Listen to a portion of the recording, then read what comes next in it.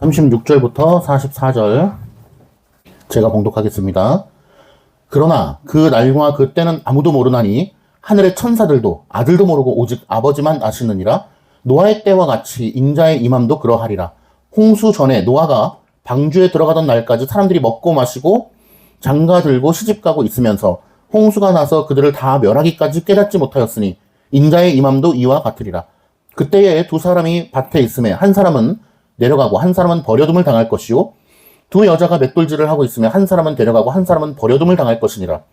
그러므로 깨어 있으라. 너희 어느 날에 너희 주가 임할는지 너희가 알지 못함이니라.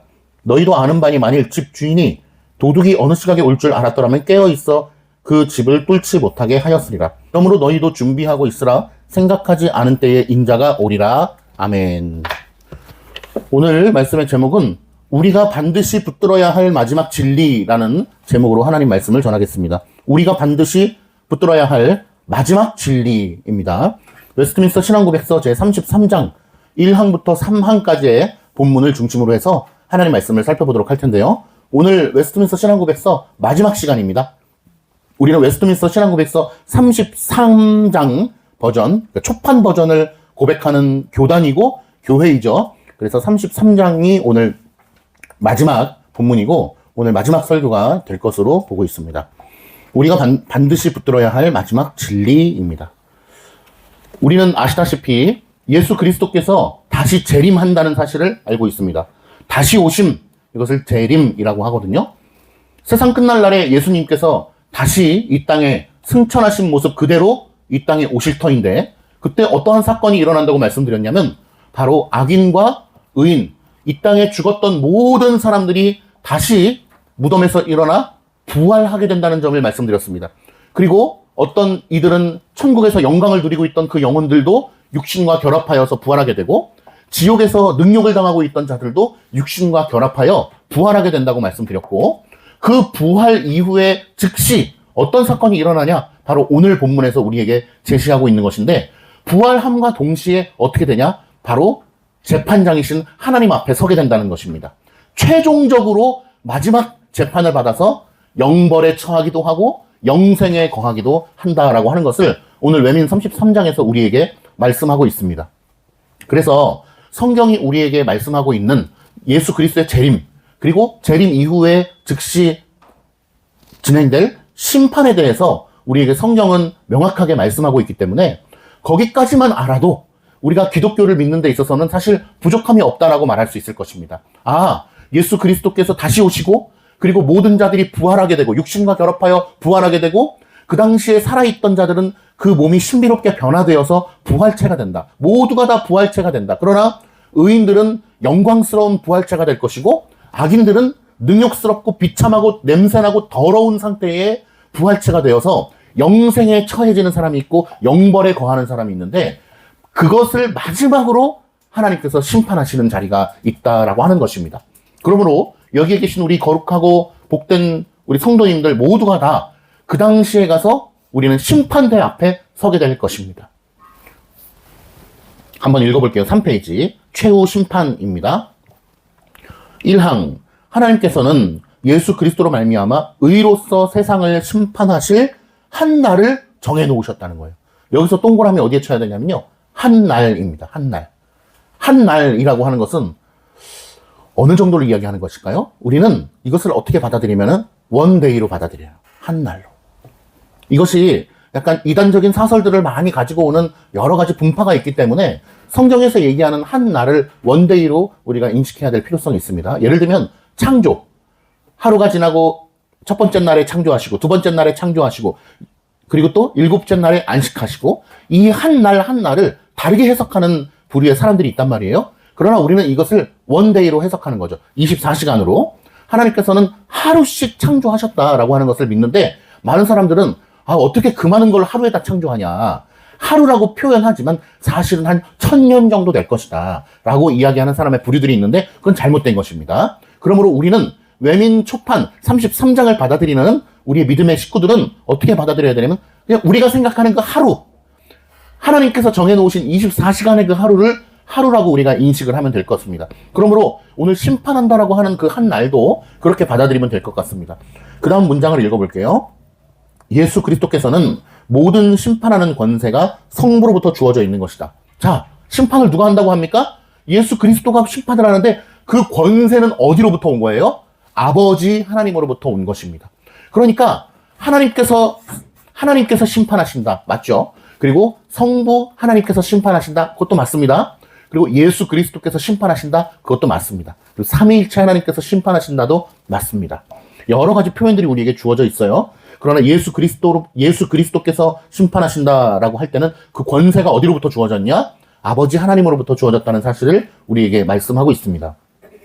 그날에 타락한 천사들이 심판을 받을 뿐 아니라, 타락한 천사는 누구를 얘기하는 거죠? 사탄들을 얘기하는 겁니다. 사탄, 마귀, 귀신들. 사탄들도 타락한 천사죠, 원래는. 그렇기 때문에 심판을 받을 뿐 아니라 이 땅에 살았던 모든 사람이, 모든 사람이라고 하는 건 의인과 악인을 다 포함하는 것이죠. 그리스도 심판대 앞에 서서 자기들의 생각과 말과 행동의 전말을 밝히고, 너무나 무섭죠. 우리가 살아가면서 지었던 모든 죄들, 생각, 말, 행동 모두 다 하나님 앞에서, 예수 그리스도 앞에서 심판을 받게 된다는 것입니다. 살면서 지나갔던 우리의 모든 행동들, 남을 헐뜯었던 행동들, 자기들의 생각과 말과 행동의 전말을 밝히고 그들이 선악간에 몸으로 행한 것에 따라서 보응을 받게 될 것이다. 선악간에 몸으로 행한 것에 대하여 보응을 받게 될 것이다. 자, 우리는 알죠? 이 땅에서 살아가면서 지은 죄에 대해서 죄의 형벌이 있다는 사실을 깨달아야 됩니다. 천국 가고 지옥 가고를 떠나서 죄에 대한 형벌이 있어요. 그것을 하나님께서 어떠한 방법으로, 어떤 시기에, 어떤 강도로 우리에게 형벌을 주시는지 우리는 알 수는 없습니다. 그러나 하나님께서 그걸 다 지나치지 않으신다는 거예요. 구원받은 백성일지라도 죄를 짓고 살단 말이에요. 그 죄에 대해서 하나님께서 그래, 너는 구원받은 백성이니까 어차피 천국 갈 거니까 얼마든지 죄 짓고 살아. 괜찮아. 너는 구원받았으니까. 천국 갈 거니까 그냥 조그만 죄들은 져도 돼. 조금 큰 죄? 괜찮아. 조금 더 큰 죄? 괜찮아. 어차피 천국 갈 거니까. 이렇게 넘기지 않으신다라는 거예요. 그러므로 우리는 날마다 하나님 앞에 회개하는 마음으로 다가가야 되는 거고, 우리의 죄에 대해서 민감해야 되는 것이고, 하나님을 두려워할 줄 알아야 되는 거예요. 근데 하나님을 두려워할 줄 모르는 사람이 과연 하나님의 은혜를 받은 자라고 볼 수 있겠습니까? 하나님을 경외하는 사람이 아니고서 어떻게 하나님께 구원받았다라고 얘기할 수 있겠어요? 하나님의 구원의 은혜를 받은 자는 마땅히 하나님을 경외하는 심령을 가지고 살아가는 것입니다. 아멘? 로운이는 하나님을 경외하나요? 하나님을 경외하는 거예요. 하나님을 인식하는 거예요. 이거 하면 하나님이 싫어하실 텐데. 이거는 하나님 기뻐하시는 일이지. 주일에 아무리 피곤하고 어렵고 놀러 가고 싶고 그래도 교회에 가서 하나님 앞에 예배 드리는 것이 하나님께서 우리에게 명령하신 일이지. 맞아. 그래서 아무리 피곤하고 일요일에 늦잠 자고 싶고 그냥 어디 가고 싶고 그래도 우리의 몸은 더 누워서 자고 싶지만 우리의 마음이 그래서는 안 되지 라고 생각하는 거예요. 그게 하나님의 사람이에요. 그게 하나님의 은혜를 받은 사람의 특징이에요. 그런데 하나님의 은혜를 받지 않은 사람은 그러한 양심의 찔림 자체가 없는 거예요. 그런 양심의 찔림 자체가 없어. 그런 생각 자체를 하지 않아요. 그러니까 여기에 계신 우리 복된 성도들 얼마나 감사해. 하나님의 은혜가 이미 우리의 마음 가운데 있는 거예요. 아멘이죠? 아멘? 보응을 받게 될 것이다. 2항 한번 볼게요. 하나님께서 이 날을 정하신 목적이 있어요. 마지막 심판날을 정하신 목적은 이거래요. 한번 보세요. 택함 받은 자들을 영원히 구원하여 그의 자비의 영광을 나타내며. 이것 역시도 최종적인 목적이 무엇입니까? 하나님의 영광이에요. 우리를 구원해 주셔서 영원히 천국에서 살게 해주시는 것도 하나님의 영광을 위한 것이지, 너희들을 위함이다. 물론 그것도 있죠. 그러나 근원적으로는 하나님의 영광을 위하여 우리를 구원해 주시는 것입니다. 또 동시에 하나님의 영광을 위하여 누군가는 유기하시는 것입니다. 사악하고 불순종하는 버림받은 자들을 정죄하여 그의 공의의 영광을 나타내시기 위함이다. 사악하고 불순종하는 버림받은 자들을 정죄하여 그의 공의의 영광을 나타내시기 위함이다. 그래서 우리가 가장 사랑하는 사람일수록, 가장 좋아하는 친구일수록 어떻게 해야 되냐면 복음을 전해야 돼요. 복음은 뭐냐면은 예수님 믿으면 천국 가고 예수님 안 믿으면 지옥 간다는 사실이에요. 너무나 사랑하는 친구일수록, 가족일수록 그런 것들을 잘 전해야 돼요. 근데 기본적으로 우리나라에는 복음이 다 전해졌다라고 볼 수 있습니다. 온 세상에, 온 나라에 복음이 다 전해졌어요. 예수 그리스도를 믿으면 천국 가고 예수님 믿으면 믿지 않으면 지옥 간다라고 하는 이 예수 천당 불신지옥의 복음의 내용이 다 전해졌습니다. 그러나 다 전해졌으니까 이제 전도하지 않아도 돼 라고 하는 것이 아니고 여전히 끊임없이 열심히 전도하여서 사람들로 하여금 복음을 받아들이고 이렇게 나아갈 수 있도록 권면해야 되겠죠. 정말 우리는 사람을 차별하지 아니하고 열심히 복음을 전해야 된다라고 하는 것을 다시 한번 느낍니다. 사악하고 불순종하는 버림받은 자들을 정죄하여 그의 공의의 영광을 나타내시기 위함이다. 그렇죠? 하나님의 영광을 나타내기 위해서 누군가를 영원히 구원하시고 누군가를 영원히 정죄하신다라고 하는 것입니다. 그때로부터 의인은 영원한 생명에 이르게 되며 주 앞으로부터 오는 충만한 기쁨과 유쾌함을 얻게 될 것이나 하나님을 알지 못하고 예수 그리스도의 복음에 순종하지 않은 사악한 자들은 영원한 고통 가운데 던져져서 주 앞으로부터 그리고 그의 능력의 영광으로부터 오는 영원한 파멸로 벌을 받게 될 것이다. 지옥에 가면 영원히 벌을 받는 거예요. 죽고 싶어도 죽을 수가 없어. 이 벌 너무 무시무시하고 끔찍하니까 그냥 죽었으면 좋겠다 라고 하는 게 안 되는 거예요. 지옥은 영원히 100년, 200년 아니고 1000년만 고통받고 죽어. 그러면 좋겠는데 그것도 아니야. 영원히 사는 거예요. 그런데 천국에 가면 어때요? 영원히 하나님 찬송하면서 기쁨과 영광과 소망 가운데 살게 되는 거예요.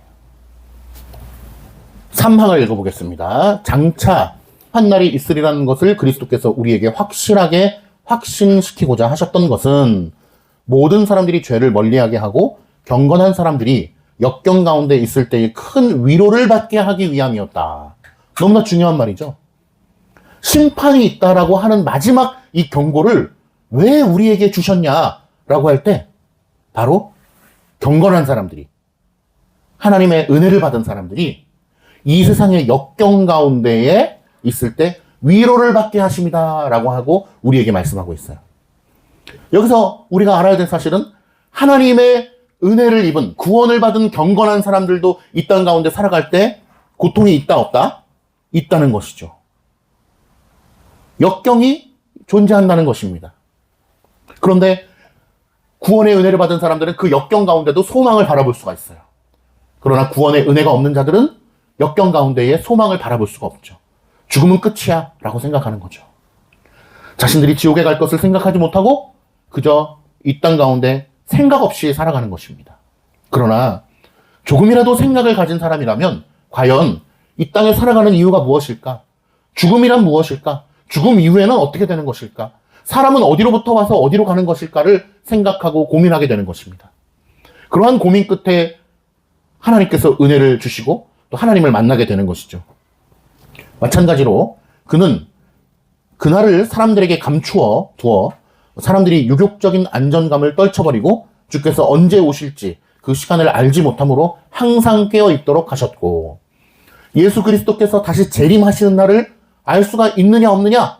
없다라고 얘기합니다. 그것은 누구만 아시느냐? 바로 하늘의 아버지 하나님만 알고 계신다. 심지어는 예수 그리스도께서 뭐라고까지 표현하셨냐면 아버지만 아신다라고까지 표현하셨어요. 그것은 예수 그리스도께서 실제로 모르신다라는 표현은 아닙니다. 왜냐하면 예수 그리스도도 하나님이시기 때문에 삼위일체 하나님이신데 성부 아버지는 아시고 성자 예수님은 모르신다. 이런 건 사실은 불가능한 것이죠. 그만큼 모에 비밀에 붙여져 있다. 그러니까 아버지만 아신다라고 하는 것은 어떤 인성적 그리스도께서 그렇게 표현해 주셨다라고 볼 수 있는 것이죠. 종의 형체로서의 그리스도께서 그렇게 표현해 주신 것입니다. 그러니 절대로 아무도 모른다라고 이야기해야 됩니다. 많은 이단들 중에 예수 그리스도께서 오시는 것을 이런 날짜에 오게 될 것입니다. 예수님이 조금 있으면 이렇게 오실 것입니다라고 광고하는 이단의 집단들이 있는데 그런 것은 다 성경적이지 못한 그릇된 가르침이다라는 것을 알아야 될 것입니다. 마찬가지로 그렇게 감추어 주셨다. 알지 못하게 하심으로 항상 깨어 있도록 하셨고 오시옵소서 주 예수여 속히 오시옵소서 아멘 하고 말할 수 있도록 항상 준비케 하셨다. 그러므로 하나님의 구원의 은혜를 받은 자들은 어떻게 늘 생각하고 외칩니까? 아멘 주 예수여 오시옵소서 마라나타 외치며 하나님의 예수 그리스도의 재림을 간구하며 간곡히 바라는 것이죠. 그러니 이 땅을 살아가는 우리 복음의 일꾼들, 하나님의 사람들, 예수 그리스도께서 세상 끝난 날에 다시 재림한다라고 하는 사실을 믿음으로 받으시기를 바랍니다. 그리고 그 날이 언제가 될지 모른다고 생각하시기 바랍니다. 많은 사람들이 내가 초등학교 때는 안 오실 거야. 내가 다 클 때까지는 안 오실 거야. 내가 이 땅 가운데 죽을 때까지는 예수님이 오시지 않으실 거야 라고 생각하는 경향이 있는데 그렇지 않다는 거예요. 예수 그리스도께서는 언제 오실지 몰라요. 내일 오실 수도 있고 오늘 밤에 오실 수도 있고 다음 주에 오실 수도 있고 100년 뒤, 1000년 뒤에 오실 수도 있는 것입니다. 그러니 깨어 기도하라고 말씀하고 있습니다. 깨어 있으라 라고 하는 것은 실제로 눈을 뜨고 깨어 있으라고 하는 것이 아니고 영적으로 깨어 있으라고 하는 것이죠. 기도로 깨어 있으라고 하는 것이죠. 말씀으로 깨어 있으라고 하는 것입니다. 그러므로 깨어 기도하지 않는 자들은 아주 놀라게 될 거예요. 아주 끔찍한 광경을 맛보게 될 것입니다. 여러분 질문 드리고 싶어요. 영적으로 깨어 계십니까? 말씀 가운데 깨어 있습니까? 기도함으로 깨어 있습니까? 하나님의 크신 은혜 가운데 깨어 있는 우리 모두가 되기를 바랍니다. 오늘 페이퍼에 보면요. 5페이지에 보시면 전천년설 중에도 두 가지 일반적인 전형적 전천년설 그리고 두 번째는 현대 세대주의적 전천년설의 설명에 대해서 실었습니다. 이걸 다 설명드릴 수는 없지만 전천년설을 지지하는 사람들의 특징은 무엇이냐면 기본적으로 문자적으로 받아들이는 것이죠. 그래서 천년이라고 하는 그 시간적 개념을 문자적으로 받아들여서 실제적으로 그러한 시간이 있다라고 얘기하는 겁니다. 이거는 읽어보시면은 아실 겁니다. 후천년설을 이제 받아들이는 그런 부류의 어떤 교단이나 집단들도 있지만 이것들도 나름대로의 그런 근거는 있습니다만 거의 이런 것들을 우리가 취급하지는 않죠. 그러나 후천년설도 결국에는 문자적으로 받아들인다고 하는 그런 특징들이 있습니다. 한번 읽어보시면 좋을 것 같고 우리 개혁주의는 어떤 것을 받아들이냐? 무천년설을 받아들이는 거죠. 그러니까 사실은 무천년설을 받아들인다는 말 자체가 웃긴 건데 성경이 말씀하시는 대로 우리는 그냥 믿으면 되는 건데 그것을 그릇되게 해석되는 부류의 사람들이 많다 보니까 무천년설이라고 하는 이런 단어를 통해서 우리의 입장을 표명해야 되는 것입니다. 근데 무천년설만 한번 제가 읽어볼게요. 무천년설은 성경이 말하는 천년을 문자적인 천년의 기간이 아니라 지금 교회 시대를 가리키는 상징적인 표현으로 이해되는 입장입니다. 그러니까 보세요. 예수 그리스도가 초림하신 이후의 시기를 우리는 다 말세라고 부른단 말이에요. 그런데 이 전천년설이나 후천년설의 사람들은 자꾸 세대를 나누죠. 그래서 어떤 이 세대를 세분화해가지고 지금은 예를 들면 성령 시대, 그리스도 시대, 무슨 율법 시대, 모세 시대, 족장 시대 이런 것들을 계속 나눔으로 인해서 어떤 이 시기를 자꾸 세분화하려고 하는 성향이 있는데 그렇지 않습니다. 우리는 이 견해는 세상 역사 속에서 모든 사람이 평화롭고 완전한 황금 시대가 온다고 보지 않습니다. 대신 선과 악이 함께 자라다가 마지막에 분명히 나뉘게 된다고 봅니다. 그러니까 예수 그리스도께서 오시는 날까지 악인과 의인이 뒤섞여 살고 있는 거예요.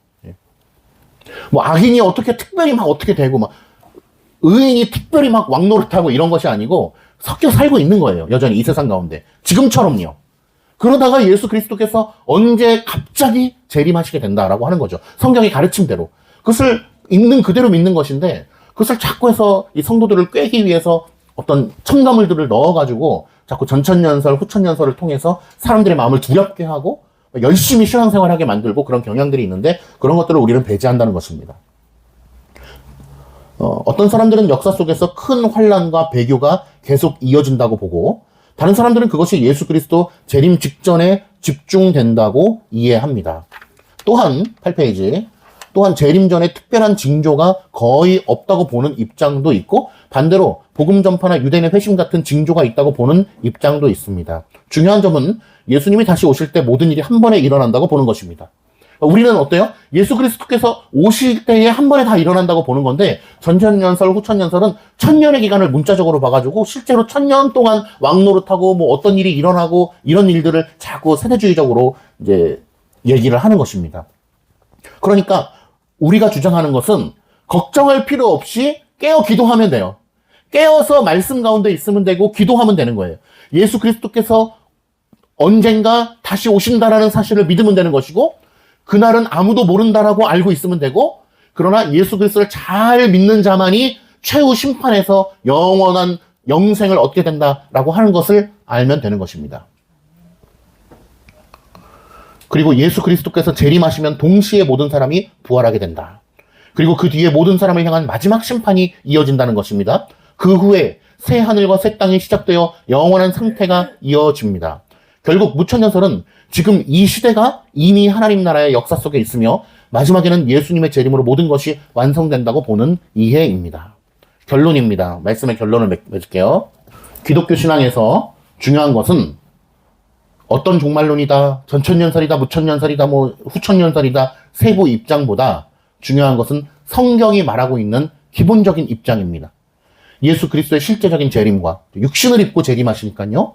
재림과 모든 사람의 부활, 그리고 마지막 심판을 믿는다면 그 사람은 기독교 신앙 안에 있다고 볼 수 있을 것입니다. 성경은 재림의 정확한 시기나 순서를 사람이 알 수 없다고 분명히 말하고 있습니다. 그러므로 어떤 특정한 때를 집어서 하나님이 오신다, 예수님이 오신다, 뭐 내가 예수님이다, 이러한 헛소리들을 하는 사람들은 이단이라고 보시면 될 것입니다. 성경은 하나님 나라가 이미 시작되었고 이미 존재한다고 가르칩니다.